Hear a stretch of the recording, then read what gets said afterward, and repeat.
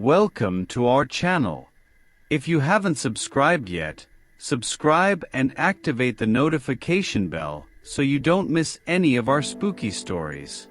The sunset light filtered in pale through the clouds, casting a long and morbid shadow over the small toy store in the city center. The store's facade, covered in layers of dust and cobwebs, seemed to resist time, as if frozen in a distant past. The rusty sign hung, swaying gently with the wind, and the faded letters, "Time Toys," flickered under the weak light. Anna and Marcos, with their children Lucas and Sophia, walked down the deserted street. The city was quiet, with a mix of fog and disturbing silences. As they passed by the store, little Sophia, with her bright and curious eyes, was mesmerized by the display window. Old dolls and dusty toy cars were chaotically displayed, as if pleading for attention. Let's take a look," suggested Anna, trying to create some enthusiasm to cheer up her daughter who was a bit down for not having found a birthday present. Marcos, though hesitant, agreed, pulling open the heavy, creaking door of the store. The bell above the entrance rang with a sharp, strident sound that echoed through the dark aisles. Inside, the store was a jumble of old and forgotten toys, piled on wooden shelves that seemed on the verge of collapsing. The air was thick with the smell of dust and a faint musty odor. Dim lights flickered on the ceiling, casting uneven illumination that created dancing shadows on the walls. At the back of the store, behind a counter covered with a stained cloth, was the owner, a venerable old man with an enigmatic expression and piercing eyes. His face was stern, and his thin, wrinkled hands manipulated an old cash register with almost reverent care. Good afternoon," said Anna, trying to break the ice. The man lifted his eyes to meet the family's gaze, a cryptic smile forming on his lips. "Welcome to Time Toys," he said with a voice that seemed to drag itself through the dark corridors of the store.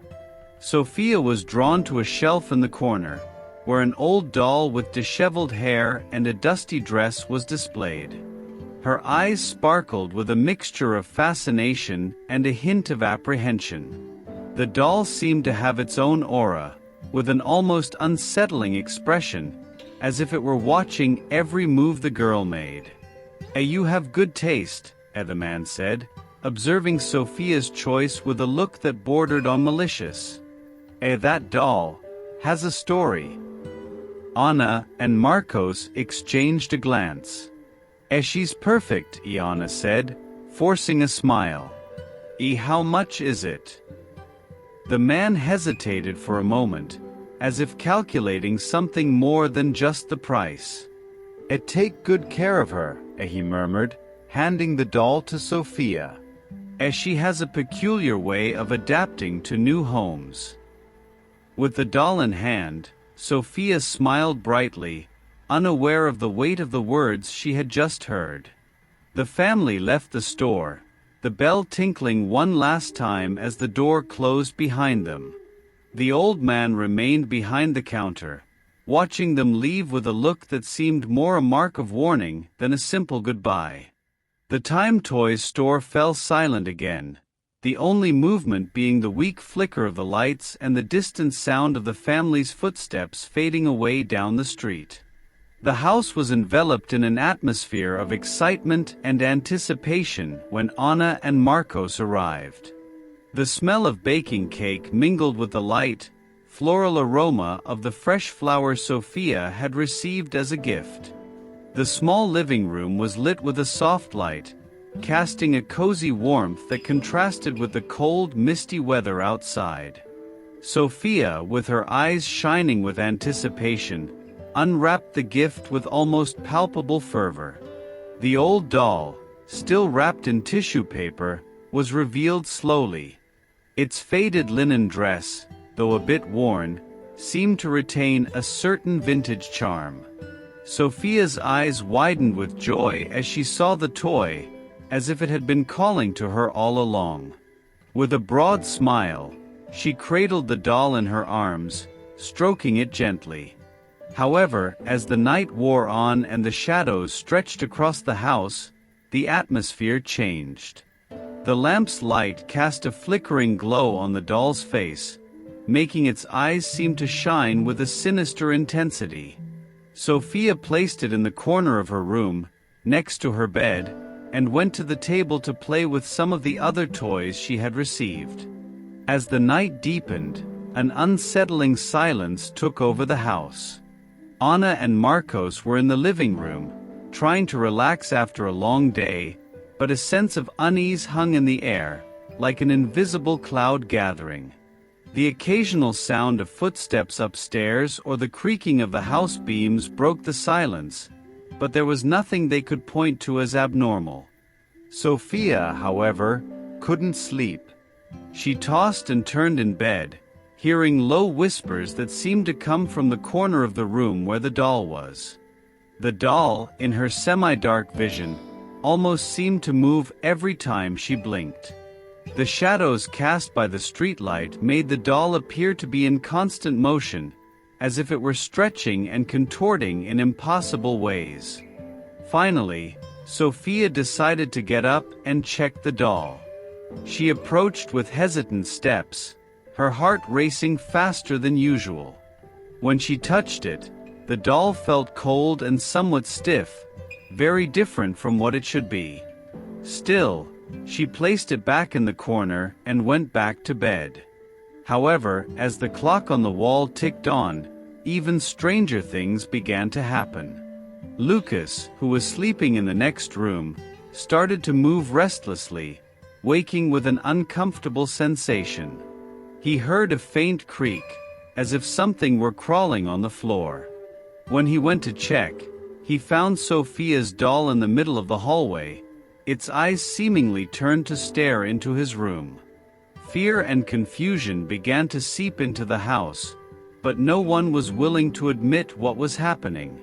Marcos and Anna, tired and inattentive, tried to ignore the small incidents, believing it was just the stress of a long day. But throughout the night, the discomfort transformed into a growing sense of terror, as if something dark was preparing to reveal itself soon. Sophia's room was enveloped in an oppressive darkness, and the doll, with its unblinking immutable eyes, seemed to be patiently waiting for something only it knew. And as the family tried to adapt to what seemed to be strange behavior, the feeling of being watched became increasingly intense, an unsettling omen of what was to come. The next day began with a sense of unease hanging over the house. The sun, which should have brought a comforting relief, seemed unable to fully dispel the heavy atmosphere that had settled in.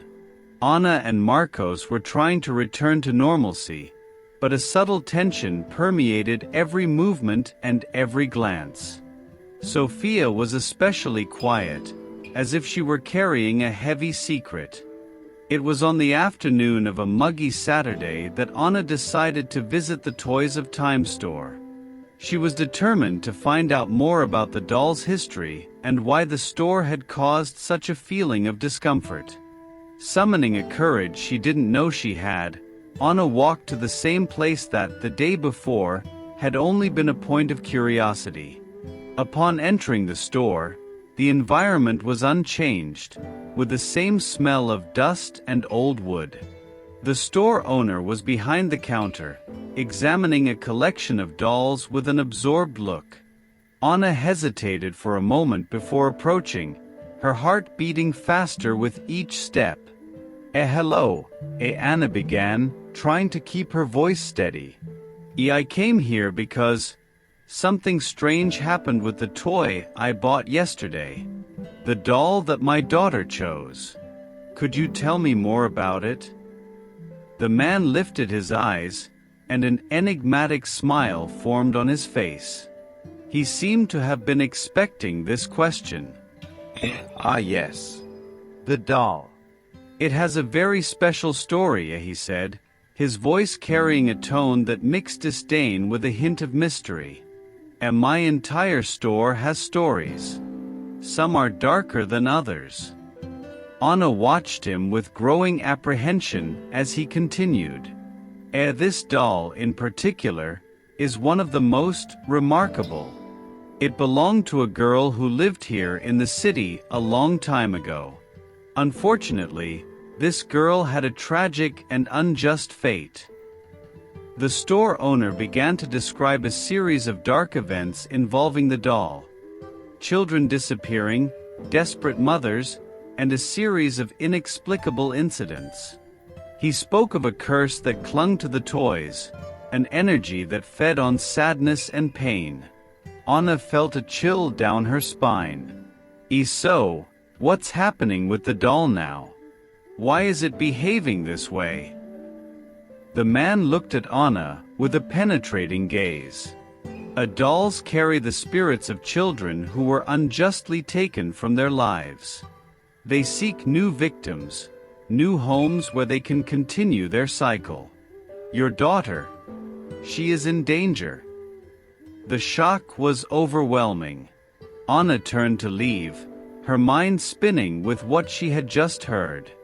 As she was about to cross the door, the man called out to her. Remember, you need to act quickly. The doll is just the beginning. The curse will intensify. Anna left the store, her heart racing uncontrollably. The sight of Sophia with the doll now seemed like a premonitory nightmare.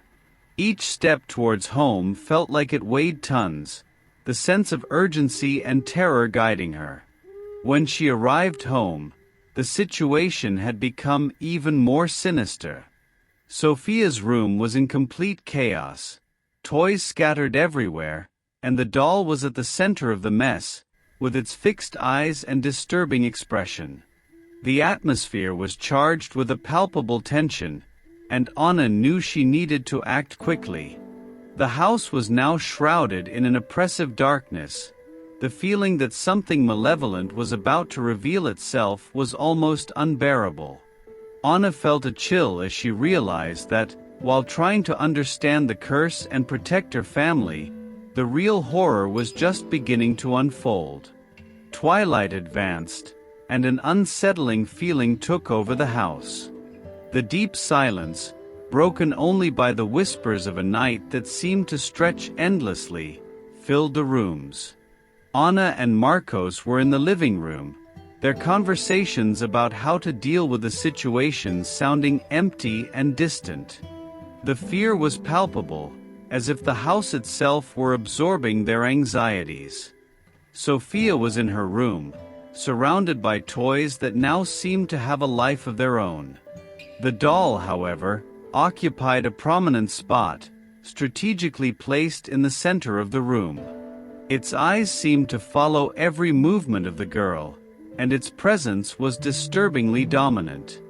Lucas, already agitated and frightened, entered Sophia's room with a look of panic. Anna, Marcos, something is happening. He shouted. I saw the toys moving. Before they could respond, a loud sound came from upstairs, a noise as if something were being dragged. Anna and Marcos ran upstairs, their hearts racing, only to find Sophia's room in total disarray. The doll was now in a different corner, and one of the toy cars was turned upside down. We need to get out of here, Marcos said, his voice trembling. These toys, they're alive. But as they tried to go down the stairs, they were interrupted by an unmistakable sound, a low, continuous creaking, as if something were sliding down the hallway. The fear intensified as they tried to stay calm and protect their children. Desperate, Anna tried to grab the doll, but it was cold and stiff to the touch. As she lifted it, an intense cold enveloped her hand, and she felt a heavy presence around her. The toys began to move autonomously, as if guided by a malevolent will. Action figures and teddy bears started to stack up, forming an inexplicable barricade. The chaos quickly intensified. Lucas was pushed against the wall by one of the toys, and the fright left him paralyzed. Sophia, in tears, clung to Anna, who desperately tried to keep the doll away. Marcos looked for an escape, trying to keep everyone safe, but the house seemed to be turning into a nightmarish maze. Finally, Anna remembered the store owner's words. The curse had to be broken. But how? The options were limited, and the terror only seemed to increase. The tension was at its peak, with each movement of the toys becoming more aggressive and the attacks more frequent. With desperate determination, Anna and Marcos decided to confront the doll head-on. They tried every method they could imagine, from attempting to burn it to using protective symbols, but nothing seemed to work. The doll grew increasingly violent, and the feeling of a malevolent presence became almost tangible. In a moment of desperation, Anna recalled the store owner's advice about the need for a sacrifice to break the curse. The idea of sacrificing something dear seemed unbearable, but the need to save their family outweighed any hesitation. Marcos decided to use an old family amulet, believing its protective power might be the key to breaking the curse. With the amulet in hand, he made one final effort to confront the doll while Anna and the children watched, their eyes filled with terror and hope. The final battle was intense. The amulet shone with a bright light as Marcos fought against the doll and the cursed toys. The house seemed to be in a state of absolute chaos, with terror reaching its peak. Every movement, every scream, every sound seemed to merge into an endless nightmare. As the amulet began to shine even more intensely, the doll emitted a high-pitched scream and a terrible cold swept through the house. The toys began to disintegrate, and the environment started to return to normal. But the cost of this victory was evident. The family was exhausted and traumatized, forever marked by the confrontation with evil. The night ended with a sense of relief, but the terror left behind would be a lasting scar.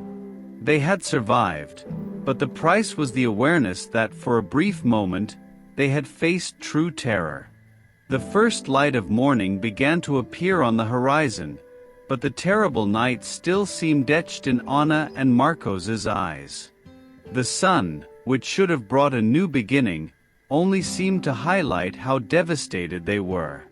Sophia's room was in ruins, broken toys and scattered pieces, clear evidence of the battle that had taken place there. Sophia and Lucas were lying in their parents' bed, their eyes empty from sleep and fear. Anna tried to calm them, wrapping them in blankets and attempting, in vain, to erase the echoes of the previous night. Marcos was in the room, looking for a safe place for the amulet, which now seemed to emit a faint and weakened light but still powerful. The clock on the wall seemed to be ticking more slowly than usual. Every second seemed to drag, intensifying the feeling of waiting and uncertainty. Anna and Marcos were engaged in a final effort to seal what remained of the hellish night. Finally, Marcos decided it was time to act. He knew he needed to destroy the doll to ensure that the curse was truly broken. Grabbing a hammer, he headed toward the room where the doll still lay, its presence casting a sinister shadow in the room. The doll was now lying on the floor, its eyes still glowing with an intensity that seemed to mock Marcos. With his heart racing and hands trembling, he lifted the hammer and, with a decisive blow, struck the doll. The sound of the impact was deafening, followed by a high-pitched scream that seemed to pierce the house itself. The doll exploded into pieces, but the reaction was immediate and terrifying. An invisible and cold force seemed to envelop the environment, and a strong wind began to blow through the house, tearing furniture and objects out of place. The walls seemed to vibrate, and the lights flickered uncontrollably. Anna, with Sophia and Lucas in her arms, watched with a mix of terror and hope. The amulet began to shine with a blinding intensity, and Marcos, shouting about the necessary sacrifice to break the curse, raised it above his head.